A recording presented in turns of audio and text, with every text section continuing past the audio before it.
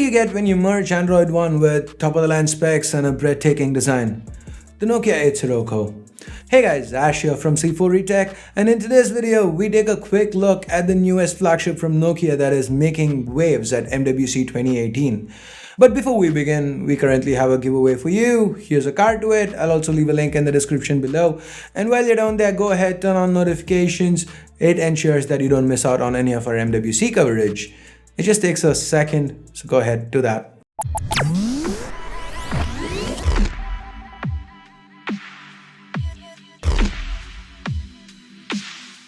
It takes a few moments for the design and aesthetics of the Nokia 8 Sirocco to sink in.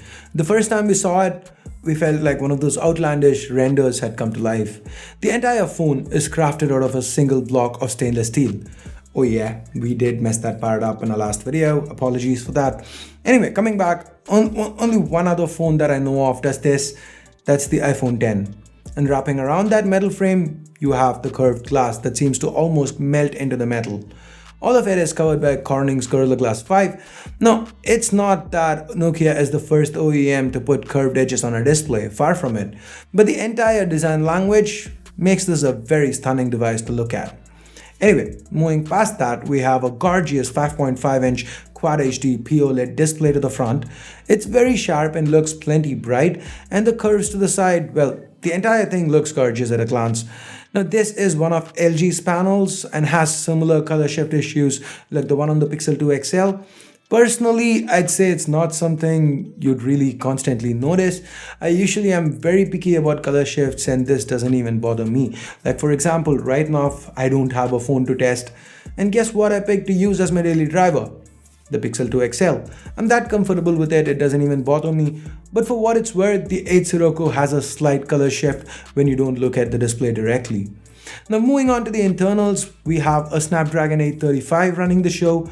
I really wish HMD Global had gone with Snapdragon 845, but even though the 835 is a year old at this point, it still is a great chip, and given how we've seen it perform on other devices, I'm sure you know it's no slouch. Coupled with 6 gigs of RAM and a whopping 128 gigs of onboard storage, the Nokia 8 Sirocco is a competent performer. When it comes to battery capacity, we have a decent sized 30-60 mAh battery. There's also support for Qi wireless charging if you want.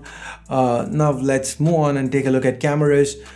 To the rear, we have dual cameras, a primary 12 megapixel sensor with an f1.7 aperture and 1.4 micron sized pixels. There's a secondary telephoto shooter that sports a 13 megapixel sensor with an f2.6 aperture, 1 micron sized pixels. There's also a dual tone dual LED flash thrown in there. Here are a few pictures that Sundar managed to grab with the Nokia 8 Sirocco in Barcelona. You guys have a look, let us know what you think in the comments below.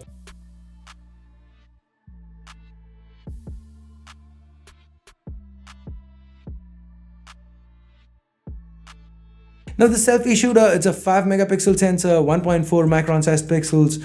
Coming to the software part of the camera experience, the Nokia 8 Sirocco has a fully featured Pro mode.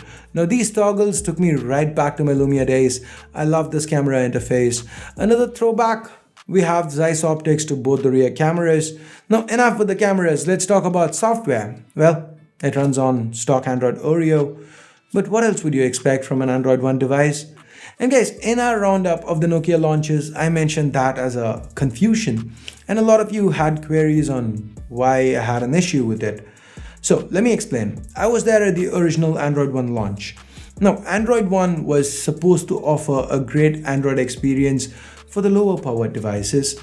This was at a time where Windows phones, the Lumia 520, 620, etc. were capturing that segment in India. But the move did fail for various reasons, and Android One was almost forgotten till recently, till the Mi A1. Now that Android Go has taken over what Android One was initially meant for, I guess Google's decided to use Android One as a kind of Google Play Edition replacement program. And to add to that confusion, it's Xiaomi who's pushing out updates for the A1, whereas with Android One, the original intention was it kind of included direct updates from Google as a selling point. Now, do you find all this confusing? Well, I do too, and that's what I meant. I want something from Google, a little bit more transparency on what Android One stands for today. As far as the Nokia 8 goes, I'm very happy to see stock Android on it. Till date, HMD Global has been very fast with regards to security patches and updates, regardless of if it's an expensive device or a cheap device. And now with Android One, they should be faster. Now, while I'm interested in almost everything about this phone, the one thing that makes me super wary of it is the pricing. It is currently priced at 749 euros in Europe, and yes, a lot of you were quite right in pointing out that doesn't translate to Indian pricing, but it is very close to the Galaxy S9's pricing in Europe. Now, this phone does have some things we've kind of started to expect from a flagship that's priced as high as a Galaxy S9 or an iPhone 8. Now, for example, it doesn't have the latest 845 chip. It lacks IP resistance, at least I don't see it on Nokia's website. It doesn't have cameras with optical image stabilization, or even something as simple as a headphone jack. Maybe the experience will be good enough to make up for all these trade-offs. Maybe it won't. I won't be able to surely comment on it till I get my hands on a review unit and spend some time with it. For now, I love the build, I love the looks, but I'm wary of the price and compromises.